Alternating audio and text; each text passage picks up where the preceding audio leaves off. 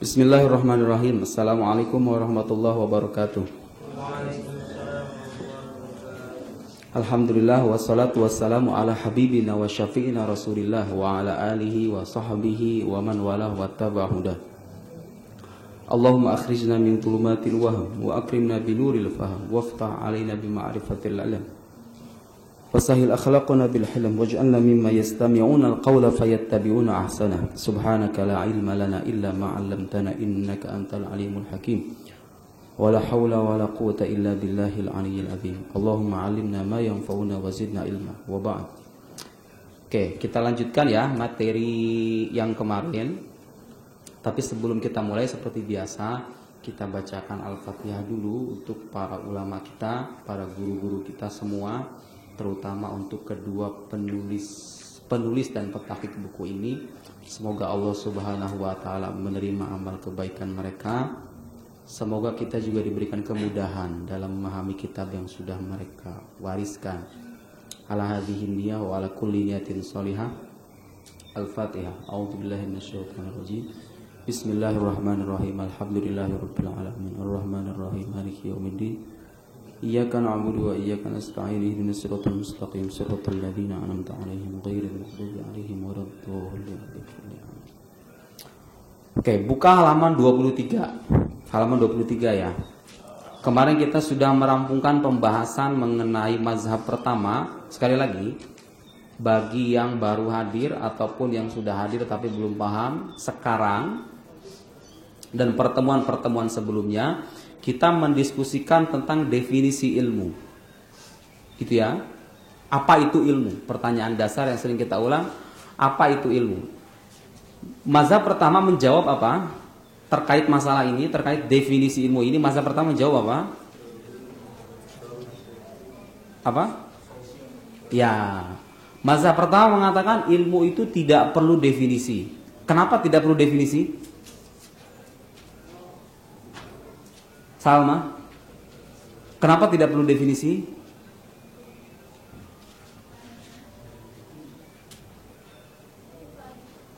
Apa? Lupa lagi. Kok bisa lupa? Ini ada? Oh, ada pasti bisa.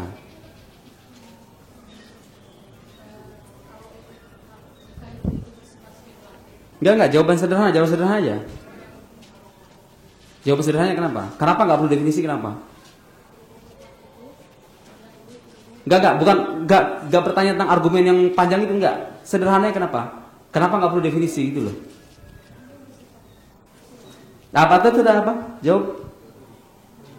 Karena dia sudah jelas dengan dirinya sendiri gitu loh. Gitu ya. Kan definisi itu fungsinya apa sih? Definisi itu fungsinya menjelaskan sesuatu yang masih samar, ya kan? Sesuatu yang sudah jelas nggak perlu definisi. Makna ilmu itu menurut mazhab pertama itu bersifat aksiomatik. Aksiomatik artinya tidak perlu penjelasan, tidak perlu penalaran, tidak perlu uraian gitu ya. Dia sudah jelas dengan dirinya sendiri. Kita sudah rampungkan argumen dari mazhab pertama dan kita juga sudah bantah. Saya nggak perlu mengulang lagi. Sekarang kita akan masuk ke mazhab kedua. Sekali lagi, sekarang kita masih membicarakan tentang definisi ilmu. Ilmu itu apa, gitu ya. Mazhab pertama nggak mau menjawab, nggak mau mengemukakan definisi tertentu, karena bagi mereka, sekali lagi, bagi mereka ilmu itu sudah jelas dan tidak perlu. Bahkan ada yang mengatakan begini, banyaknya definisi tentang ilmu itu, ini banyak ya. Ketika bertanya mahwal ilm, itu jawabannya sekian banyak. Jadi masing-masing teolog itu mengemukakan jawaban yang berbeda-beda. Nah, rahasia kenapa jawabannya bisa beragam? Satu ulama mengatakan itu karena saking jelasnya. Sesuatu itu kalau sudah jelas, ingin diperjelas, apa yang terjadi coba? Ada perbedaan tafsiran, ya kan? Ya enggak? Jadi saking jelasnya gitu ya. Saking jelas, memang sepintas ya. Sepintas kalau ada orang bertanya apa itu ilmu, ya ilmu itu artinya ya pengetahuan. Anda tidak perlu bertanya apa itu pengetahuan. Pengetahuan itu sudah jelas, ya kan? Sepintas kan begitu. Ya kan? Tapi ada juga yang mengatakan enggak. Banyaknya definisi tentang ilmu itu, rahasianya kenapa? Karena ilmu itu hakikatnya sulit diketahui. Karena saking sulitnya diketahui, maka apa konsekuensinya apa? muncullah jawaban yang sedemikian beragam, gitu. Paham nggak? Gitu ya. Jadi dari persoalan yang sama muncul dua sudut pandang yang berbeda, gitu kan? Banyaknya definisi itu pertama mengatakan karena saking jelasnya, dan sesuatu yang jelas itu tidak perlu diperjelas karena dia sudah jelas dengan dirinya sendiri. Yang satu lagi mengatakan enggak, itu karena saking sulitnya. Karena saking sulitnya lahirlah jawaban yang sedemikian beragam, gitu ya. Kan? Nah, sekarang kita akan membahas mazhab yang kedua tadi yang mengatakan bahwa makna atau hakikat atau definisi ilmu itu sulit diketahui. Kalau yang pertama mengatakan apa? Yang pertama mengatakan makna ilmu itu jelas sejelas-jelasnya, terang benderang sehingga tidak perlu penjelasan, tidak perlu definisi, gitu ya. Nah, kita sudah paparkan argumen, setidaknya dua argumen yang mereka sampaikan, dan kita sudah membantah bahwa kedua argumen tersebut berdasarkan paparan yang sudah kita jelaskan di minggu yang lalu, berdasarkan penjelasan yang lalu, argumen tersebut tidak bisa menjadi dasar klaim mereka yang mengatakan ilmu itu bersifat aksiomatik. Sekarang kita akan masuk ke mazhab kedua, mazhab yang mengatakan bahwa makna ilmu itu bersifat apa? Bersifat spekulatif. Spekulatif itu bahasa Arabnya apa? Nadhori, kasbi, gitu ya, sama aja, bima'anul wahid. Paham ya? Spekulatif apa artinya? Spekulasi. Spekulasi itu apa artinya? Ya kita kan kalau apa berspekulasi gitu loh. Spekulasi itu artinya butuh penjelasan lah ya, butuh penjelasan atau butuh penalaran lebih lanjut, gitu ya. Mazhab kedua mengatakan ilmu itu bersifat spekulatif. Makna ilmu ya, sekali lagi. Makna ilmu itu bersifat spekulatif, tetapi apa? Tetapi sulit untuk didefinisikan dengan definisi yang menggambarkan hakikat. Paham nggak? Ulangi. Nih kamu sama. Konsentrasi ya. Kalau saya ngomong direkam baik-baik. Nanti saya tanya secara mendadak. Harus bisa.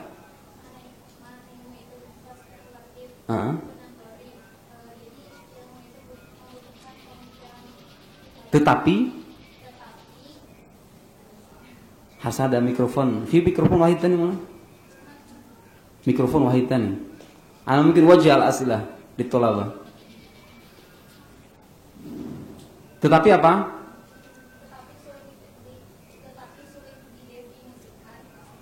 Dengan definisi yang jadi nggak sampai berhenti pada ungkapan tetapi sulit definisikan. Nggak berhenti sampai di situ. Dengan definisi yang menggambarkan hakikat sesuatu itu, gitu loh. Itu kalau definisi yang menggambarkan hakikat utuh sesuatu dalam ilmu logika namanya definisi apa? Ya, tarif bilhad, terjemahan ilmiah, ya definisi analitik gitu ya. Kan saya udah tulis itu. Kamu kalau dibaca paham sebenarnya. Gitu ya. Jadi saya ulangi, mazhab kedua, sekarang kita baca halaman 23 ya. Al-qaul afani. Mazhab kedua. Lihat. Inna tasawwurahu. Tasawur di sini maksudnya apa? Tasawur di sini maksudnya apa? Jangan sampai tasawur bukan hanya penggambaran ya. Tasawur kan penggambaran. Bukan hanya penggambaran hakikat maksudnya. Definisi. Pendefinisian ilmu itu nadhari, bersifat spekulatif. Gitu ya. Lakin ya'suru tahdidu, tetapi sulit. Ya'suru itu apa? Syai' asir. Asir itu apa artinya? Bukan asir ya. Kan beda, bahasa Arab kan beda pelafalan sedikit, maknanya udah beda. Asir dengan asir. Asir itu artinya sesuatu yang sulit. Lakin ya'suru tahdiduhu. Tapi sulit didefinisikan. Coba perhatikan kata tahdid ya. Tarik bilhad itu kan seakar dengan kata tahdid ya kan? Jadi maksudnya tahdiduhu itu artinya pendefinisian, itu perlu dicatat baik-baik. Jadi mazhab kedua gak mengatakan bahwa ilmu itu tidak bisa didefinisikan. Tidak mengatakan begitu. Karena nanti mazhab kedua juga mengemukakan beberapa definisi. Jadi bagi mereka bisa definisikan gak ilmu itu? Bisa. Tapi yang mereka nafikan itu apa? Definisi yang menggambarkan hakikat itu, yang dalam ilmu logika disebut dengan tarif bil, makanya dikatakan tahdiduhu. Coba, itu apa namanya? Hada idalla ala syai' fa inna ma yadul ala diqqatil muallif fi ikhtiyaril ibarat. Jadi kalau ini tuh menunjukkan apa? Ketelitian beliau. Beliau enggak mengatakan lakin ya'suru ta'rifuhu, enggak mengatakan begitu. Kalau seandainya beliau mengatakan ya'suru ta'rifuhu, itu penjelasannya kurang tepat, karena nanti seperti akan kita lihat mazhab kedua itu punya definisi juga, gitu ya. Tapi yang dikatakan sulit itu definisi yang apa? menggunakan kata tahdid kan, kata tahdid kan. Jadi yang dianggap sulit oleh mazhab kedua itu pendefinisian yang menggambarkan hakikat dari ilmu itu sendiri. Paham nggak? Paham nggak? Jadi kalau ada pertanyaan apa itu ilmu, menurut mazhab kedua, ya ada jawabannya. Artinya apa? Ada definisi yang bisa kita sampaikan, yang bisa kita kemukakan, tetapi definisinya tidak akan pernah bisa dan tidak akan pernah mampu menggambarkan hakikat dari ilmu itu sendiri. Paham nggak? Paham nggak? Paham nggak? Jelas? Oke. Itu mazhab kedua ya. Lakinnya asuru tahriru wa tasawuruhu birrasam. Pendefinisian ilmu itu dengan apa? Menurut mazhab kedua. Jadi kata mazhab kedua, tidak bisa kita mendefinisikan ilmu dengan definisi yang menggambarkan hakikat atau tarif bilhat itu. Kalaupun harus didefinisikan, definisinya itu dengan apa? Birrasam, tarif birrasam, definisi deskriptif gitu ya. Definisi deskriptif. Kalau dalam mantik itu tarif bilhat itu apa? Yatakawan min jins wa fasl. Ya kan? Kalau tarif birrasam min jins wal khassah gitu ya. Nah, kalau definisi analitik itu terdiri dari genus dan diferensia gitu. Kalau definisi deskriptif itu terdiri dari genus dan proper accident gitu. Proper accident, aksiden khusus. Ada common accident, ada proper accident, ada arad khas, ada arad am. Gitu. Itu pembahasan mantik lah. Wa tasawuruhu birrasam. Qalu, mereka berkata, innal ityan bihaddin lil ilm, mengemukakan definisi bilhat, tarif bilhat untuk menjelaskan ilmu lil ilm, yalzamuhu jinsun wa faslun. Jadi kalau ilmu itu ingin didefinisikan dengan definisi bilhat, dengan ta'rif bilhat, maka apa? Definisi atau ta'rif bilhat itu meniscayakan. Yalzam itu apa kata? Mengharuskan gitu ya, mengharuskan atau meniscayakan. Definisi atau ta'rif bilhat itu meniscayakan adanya jins dan fasal. Gitu ya. Hayawan natik gitu kan yang sering kita pakai. Hayawan, jins, fasal. Artinya ada sesuatu yang menjelaskan tentang jenis ilmu ini apa, dan itu masuk akal ya. Para logikawan atau manatikoh itu manakala membakukan satu kaidah bahwa kalau Anda ingin mengetahui hakikat sesuatu, pertama jelaskan jenis dari sesuatu itu, ya kan? Masuk akal nggak? Kalau ada orang pengen menjelaskan tentang hakikat A, apa saja, kalau Anda ingin melihat hakikat tersebut, hakikat sesuatu itu, pertama jelaskan jenis sesuatu itu apa, ya nggak? Ya kan? Kemudian setelah Anda menjelaskan jenis sesuatu itu, cari kata yang bisa membedakan dia dengan sesuatu yang lain. Gitu kan? Karena kalau tidak disertai kata yang membedakan dia dengan yang lain, artinya definisinya menjadi apa? Goir mani, motorid dan munakisan gitu kan? Abu dayakuna jami'an manian gitu ya. Enggak jami dan mani. Itu ya definisi. Contoh Islam, kalau ada orang bertanya apa itu Islam, jawabannya apa? Karena yang sering kita dengar, Islam itu kan agama yang dibawa oleh Nabi Muhammad SAW, ya kan? Definisi itu tepat atau tidak? Jadi orang bertanya, apa itu Islam? Menurut ilmu logika, kalau kita ingin mendefinisikan sesuatu dengan definisi yang menggambarkan hakikat, pertama, jelaskan jenis dari sesuatu itu. Islam itu sejenis apa? Islam itu sejenis apa? Sejenis agama kan? Berarti agama. Berhenti sampai di situ saja? Agama saja? Tidak, belum jelas. Agama yang, nah setelah yang itu biasanya apa? Yang membedakan dia. Agama yang dibawa oleh Nabi Muhammad SAW. Definisi itu tepat atau salah? Salah. Kenapa? Karena Islam itu bukan hanya agama yang dibawa oleh satu nabi saja. Yang di bawah Nabi Isa emang agama apa ayo? Islam kan? Yang di bawah Nabi Musa? Islam, ya? Berarti yang tepat apa? Islam itu adalah agama yang dibawa oleh seluruh nabi, bukan satu nabi saja. Gue belajar matematik gunanya begitu kan? Gitu ya? Islam itu agama yang dibawa oleh seluruh nabi, gitu ya. Tapi kita nggak akan bicara tentang definisi. Sekarang kita gitu ya maksudnya. Jadi pendefinisian ilmu dengan definisi analitik atau ta'rif bil had itu meniscayakan adanya jins dan fasal. Wa ma'rifatu jins, dan pengetahuan terhadap genus, wa fasal alat tahqiq muta'assir, sulit. Jadi untuk mengetahui jins dan fasal dari sesuatu itu sulit, bukan perkara mudah. Ya, sekarang ini mikrofon yang saya pakai, kalau saya sekarang disuruh mendefinisikan apa itu mikrofon. Coba. Jadi kata ya, sesuatu yang bersifat indrawi sendiri itu sulit definisikan, apalagi apa? Apalagi sesuatu yang bersifat abstrak gitu, paham nggak? Coba lah definisikan ini mikrofon nih. Mikrofon itu adalah apa? Dengan ta'rif mantiki itu, dengan ta'rif atau definisi yang dikehendaki oleh ilmu logika. Ayo, apa mikrofon? Alat. Itu jins kan? Tapi apa coba? Bisa kamu mencari sesuatu yang dia itu menjadi pembeda yang sesungguhnya antara mikrofon dengan alat-alat yang lain? Bisa nggak? Coba sebutkan. Alat pengeras suara. Pertanyaannya, apakah alat pengeras suara itu hanya mikrofon saja?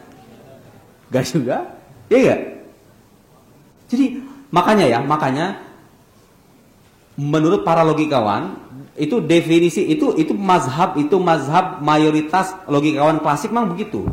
Kalau kita ingin mendefinisikan sesuatu, definisi yang benar dan tepat itu harus menggambarkan hakikat dari sesuatu itu. Tapi yang lucu dalam arti ya irodi ya, bukan irodi, artinya mereka mengatakan yang definisi yang mu'tamad, yang layak dijadikan sandaran itu ada definisi yang begitu. Tapi dalam saat yang sama, hatta Imam Ghazali sendiri mengakui definisi yang seperti itu tuh, yang menggambarkan itu sulit, gitu ya. Yang paling realistis, definisi yang banyak dipakai dalam tata peristilahan ilmiah itu definisi yang kedua itu. Tadi berapa? Birrasm. Definisi deskriptif gitu ya. Hatta dalam ilmu usul fikih, dalam kebanyakan tarif yang kita pakai, dalam diskusi ilmiah gitu. Itu kebanyakan tarif birrasm, gitu ya. Ya, kalau filsuf kan begitu, dia tuh terlampau idealis, tapi kadang nggak realistis, gitu kan? Yuk katanya sulit. Ya kalau sulit berarti kenapa harus jadikan sandaran satu-satunya, kan gitu? Tapi kan biasa filsuf itu suka mereka suka mengandaikan sesuatu yang idealistis, gitu kan? Yang mengawang-awang, yang orang tuh merasakan kesulitan untuk menggapai itu, tapi dia katakan enggak harus begini, ya. Harus begini, ya memang harus begini. Tapi kan sulit gitu kan? Kayak kira-kira gitu.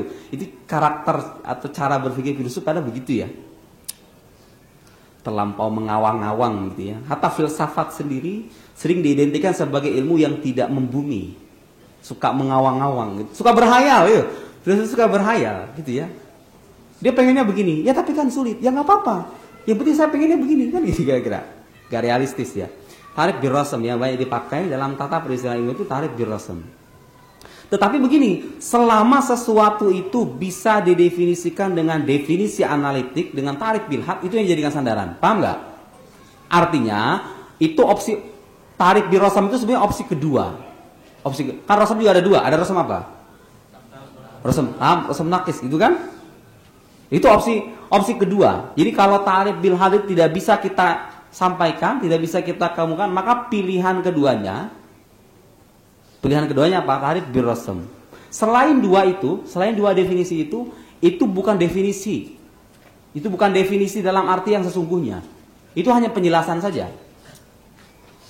Gitu ya. Makanya dalam pembahasan tarif mantik itu kan sebelum diuraikan definisi tarif bil had, tarif birrasm diuraikan apa dulu? Beberapa macam definisi yang tidak bisa dijadikan sandaran. Contoh seperti apa? Tarif bil misal, mendefinisikan sesuatu dengan permisalan. Apa itu penyanyi? Penyanyi itu ya seperti Via Valet, gitu kan? Seperti Ariel Noah, seperti gitu kan? Itu bukan definisi ya. Apa itu demokrasi? Ya demokrasi itu seperti yang dipraktekkan oleh masyarakat Indonesia itu bukan definisi. Dan itu betapa seringnya kita menggunakan itu kan? Apa itu jomblo? Jomblo itu ya seperti ini nih kan gitu kan? Enggak, itu bukan definisi. Gitu kan? Seperti enggak, kayak yang seperti itu nanti pembahasan mantik ya. Saya akan bicara panjang lebar tentang itu. Yang jelas definisi yang mu'tabar, yang dijadikan dasar atau sandaran dalam diskusi ilmiah itu menurut para logikawan hanya dua pilihannya. Yaitu definisi analitik atau tarif bil had atau definisi deskriptif atau tarif bil rasm. Nah, sekarang akan kita diskusikan definisi itu terkait masalah ilmu. Ilmu itu apa? Belum kita jawab. Masa pertama kan nggak memberikan jawaban. Gitu kan? Kritik-kritik yang disampaikan juga bukan terkait definisi, tetapi terkait apa? Terkait argumen mereka yang mengatakan bahwa ilmu itu tidak punya definisi, tidak perlu definisikan. Gitu ya. Itu sudah selesai kita bahas. Kita lanjut ke sini. Wa ma'rifatu jins wa fasa'at tahqiq muta'assirah fi aktsaril asya. Jadi dalam banyak hal, dalam banyak sesuatu, mengetahui jins dan fasal itu bukan perkara yang mudah, itu sulit ya, diakui sendiri, hatta oleh para ulama sendiri. Memang sulit. Gitu ya. Fi aktsaril asya, bal fi aktsaril mudrakat al-hissiyah. Mudrakat hissiyah artinya apa? Objek pengetahuan indrawi. Objek pengetahuan indrawi. Ya ini nih. Mudrakat hissi itu hasilnya ini. Tuh, saya tahu ada tasbih, ada spidol, ada buku, ada meja. Dengan apa? Dengan panca indera yang saya miliki, ya kan? Itu yang mudrakat hissiyah. Jadi dalam objek pengetahuan indrawi saja mengetahui seperti yang tadi saya bilang ya, mikrofon, tasbih lah.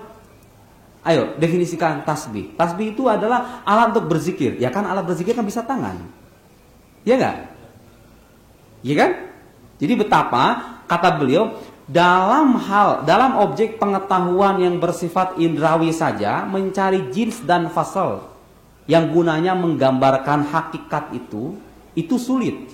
Jadi kalau dalam hal yang bersifat indrawi saja sulit, apalagi berkaitan dengan sesuatu yang bersifat abstrak seperti ilmu. Ilmu itu kan abstrak kan?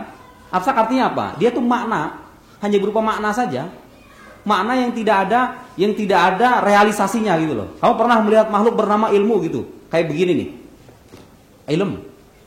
Saya mengatakan buku ini ilmu, ini bukan ilmu. Ini salah satu sumber ilmu. Ya kan? Ilmu yang sendiri mana? Nggak ada realisasinya. Nggak ada sesuatu yang namanya ilmu itu. Bahwa di sana ada buku, ya buku itu bukan ilmu. Itu salah satu sumber ilmu. Gitu kan? Iya nggak? Jadi abstrak itu masih paham ya? Fakaifa la yata'assar, bagaimana tidak sulit fil idrokat al khufiyah, dalam pengetahuan-pengetahuan yang bersifat samar. Khufiyah itu artinya samar ya.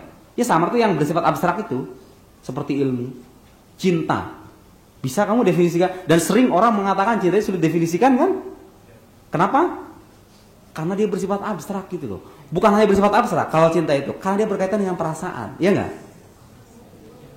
Orang yang pengalaman cintanya pahit, definisinya juga pasti kelam dan hitam kan gitu kira-kira, iya enggak? Tapi orang yang pengalaman cintanya mulus, manis, gak ada aral melintang, dia akan menggambarkan cinta itu dengan gambaran yang sedemikian idealistis, ya enggak? Cinta itu adalah kenikmatan dan kebahagiaan yang hakiki. Gak bisa jadi begitu. Bagi orang yang pengalamannya positif kan begitu. Bagi orang yang berkali-kali ditikung dan gagal, dia akan berkata apa? Enggak. Cinta itulah penjara bagi manusia. Dia memenjarakan jiwa manusia. Orang yang mencintai sesuatu artinya apa? Dia menggadaikan kemerdekaannya bagi orang yang dia cintainya itu. Kan bisa jadi begitu. Hatta gitu ya.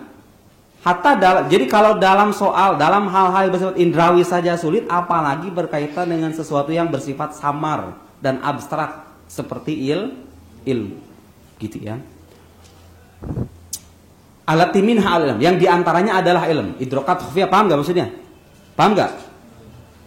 Awas kalau kamu gak nanya. Kalau nggak paham, bilang ya. Saya nggak paham kata ini maksudnya apa. Bilang ya. Kalau nggak saya yang nanya. Paham nggak sampai saya pertanyaan nggak? Coba jelaskan. Kita lagi ngomong apa dan ringkasan dari baris ini apa? Ayo jelaskan. Yang mau nanya siapa? Ini nih. Namanya siapa? Rizky. Tadi mikrofon tuh dipasang nggak sih? Oh mikrofon mulai. Ais mikrofon. Jadi di apa? digilir gitu ya. Soalnya gak kedengeran kalau yang bos mungkin didawar wala mulana. Bisa di ini kan? Apa? Coba jawab. Intinya apa, ringkasan? Membahas tentang pendapat kedua. Tentang bahwasanya ilmu itu bisa didefinisikan, tapi sulit untuk digambarkan, didefinisikan secara yang hakiki ilmu tersebut. Menjelaskan hakikatnya. Menjelaskan hakikatnya. Kenapa bisa begitu? Karena setidaknya dalam baris ini. Karena banyak dari hal-hal yang kita dapati oleh penglihatan kita atau indera kita aja sulit untuk didefinisikan. Apalagi yang bentuknya masih abstrak. Apalagi berkaitan, ada dikasih kabel, kirain tuh tanpa kabel. Kirain tanpa kabel, ribet juga kalau gitu ya. Nggak usah aja lah. Tapi jangan bilang-bilang kan dia nggak paham, beliau nggak paham. Udah saya pasang nggak dipakai. Wat ta'arif apa berarti jama' ta'rif. Kamu kalau nggak ada yang ditulis tuh nggak ada ini gitu ya. Wat ta'arif dan definisi-definisi allati dzakarohal kaum. Kaum itu siapa maksudnya? Satu komunitas siapa ini maksud? Ya ini kita lagi bicara ilmu apa? Jadi sering dalam buku-buku turas itu hadza ma tamada alaihil qaum. Ya tergantung kaum yang dimaksud itu siapa, tergantung buku yang dibahas. Kalau sekarang kita tetap berbicara tentang buku yang bahas apa? Ilmu kalam kan? Berarti menurut siapa? Kaum ini maksud siapa? Mutakallimun, para teolog gitu ya, para teolog. Kalau saya lagi bahas buku tasawuf, siapa yang dimaksud? Para sufi, para mistikus gitu ya, mistikus. Kan keren bahasanya kan? Iya kan, tasawuf itu kan artinya mistik kan? Mysticism bahasa Inggrisnya. Dalam istilah Kristen itu tasawuf itu mistisisme. Jadi kalau terjemahan ilmiah dari tasawuf itu mistisisme. Sosoknya seorang mistikus besar Islam, bahkan keren bahasanya. Dzakarul qaum lil alam, definisi-definisi yang dikemukakan oleh para teolog terkait ilmu min qabilir rusum. Rusum itu jamak rasm. Jadi kebanyakan definisi yang dikemukakan atau disampaikan para teolog terkait ilmu itu kebanyakan definisi apa? Seperti tadi saya bilang, kebanyakan definisi yang bersifat deskriptif. Artinya apa? Definisi yang tidak menggambarkan hakikat ilmu itu loh, paham ya? Jadi paham nggak bedanya bilhat dengan birrasam itu, paham nggak? Kalau bilhat itu dia menggambarkan hakikat utuh, paham nggak? Kalau birrasam itu dia menggambarkan separuh hakikat, separuhnya lagi adalah kehususan saja. Paham nggak? Gitu ya. Bedanya tadi bilhat dengan birrasam. Oh saya tanya nih, nanti saya tanya. Ini di sela-sela uraian, setelah saya menguraikan, nanti saya tanya. Jadi gitu ya, bedanya tarif bilhat dengan birrasam itu begitu. Kalau bilhat itu menjelaskan hakikat utuh dari sesuatu. Kalau birrasam itu dia menjelaskan separuh hakikat, tapi separuhnya lagi tidak dijelaskan oleh hakikat. Separuhnya lagi yang dengan khosoh itu hanya dijelaskan kekhususan saja. Kekhususan saja. Jilbab. Apa itu jilbab? Sulit juga kan kita cari definisi yang menggambarkan hakikat utuh dari jilbab itu apa? Padahal itu terlihat kan? Padahal itu terlihat kan? Setiap hari kita lihat. Jilbab itu adalah pakaian. Nah, kalau tarif birrasam apa? Cukup begini saja. Jilbab itu adalah pakaian wanita yang berfungsi menutupi bagian kepala. Kan itu birrasam, manfaat, ya enggak? Itu bukan hakikat. Ya, pakaian itu menggambarkan separuh hakikat. Kata pakaian itu menggambarkan separuh hakikat dari jilbab. Tapi separuhnya lagi kan gak dijelaskan, ya enggak? Pakaian yang apa? Kalau hanya dikatakan pakaian penutup kepala, apakah kalau ada pakaian digunakan untuk menutup kepala dengan serta-merta menjadi jilbab? Gak juga kan? Gitu ya. Itu namanya tarif birrasam. Lam yaslam, salima yaslam. Ya, tidak selamat. Tidak selamat artinya tidak selamat dari kritik. Lam yaslam ta'rifun minha min naqdin. Jadi definisi-definisi yang dikemukakan oleh para teolog itu tidak bisa selamat dari kritik. Jadi betapapun banyaknya definisi yang disampaikan atau yang dikemukakan oleh para teolog terkait ilmu, definisi-definisi itu tidak lepas dari kritik. Paham nggak? Paham ya? Minakdin yuradu alai, yang disertakan kepada definisi tersebut. Faktorik al-mu'awwal alai, nah jalan, metodologi, cara. Jalan apa? Yang al-mu'awwal. Mu'awwal itu artinya apa? Yang dijadikan dasar, yang dijadikan sandaran. Mu'awwal alai artinya yang dijadikan sandaran. Jalan yang bisa jalan atau cara ya, cara atau metode. Cara yang dijadikan sandaran untuk fitasawwuril ilm, dalam pendefinisian ilmu. Caranya gimana? Al-qismah. Ini menurut siapa? Menurut mazhab kedua. Mazhab kedua yang diwakili oleh siapa? Yang kalau yang tercatat itu udah saya catat juga. Ya, yang diwakili oleh dua ulama besar, Abu Hamid Al-Ghazali, Abul Ma'ali Al-Juwaini. Dua guru, murid dan guru ya, murid dan guru. Bahkan Imam Ghazali itu ada satu kisah begini. Imam Ghazali itu di usia mudanya sudah mengarang kitab Al-Mahsul. Yang pernah belajar usul fikih pasti tahu kitab Al-Mahsul. Bukan Al-Mahsul, Al-Mankhul.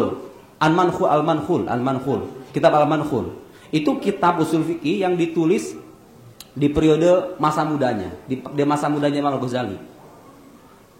Ketika itu apa? Bukunya ini disampaikan yang kan dulu itu tradisi pembelajaran dulu ya, di Nizamiyah itu di Baghdad dulu. Jadi relasi antara murid dengan guru itu masih dekat gitu. Nggak kayak sekarang. Kamu kalau pengen dekat sama syekh tertentu di Azhar aja sulit minta ampun kan? Udah banyak mahasiswanya, ya nggak? Jadi kalau dulu makanya dulu jadi ulama tuh begitu ya. Jadi di antara rahasia orang bisa menjadi seorang cendekiawan sejati itu begitu. Dia bukan hanya mulazamah kitab, tapi apa? Mulazamatul masyayikh itu loh. Jadi benar-benar ada kedekatan spiritual dan intelektual dengan guru yang mengajari dia, gitu ya. Ketika jadi kira-kira begini, saya sudah nulis buku yang mulia, disuruh baca, diminta baca apa? Beliau minta ke Imam Haramain, diserahkan Imam Haramain. Apa jawaban beliau? Itu saking cerdasnya Imam Ghazali, saking cerdasnya beliau. Apa kata Imam Haramain? Kata Imam Juwaini, laqad dafantani hayyan. Kamu sudah menguburku dalam hidup-hidup. Maksudnya mengubur hidup-hidup apa? Buku dia itu, buku Al-Mankhul ini sudah mengalahkan buku Imam Juwaini itu loh. Jadi Anda itu, wahai muridku gitu ya, kamu itu dengan karangan ini padahal masih muda, sudah menguburku hidup-hidup. Maksudnya mengubur hidup itu artinya karangan Imam Juwaini langsung begitu terkubur dengan bukunya Al-Ghazali gitu, yang dikarang di waktu masih muda, masih belia. Luar biasa kan? Kita berhenti dulu ya, azan dulu.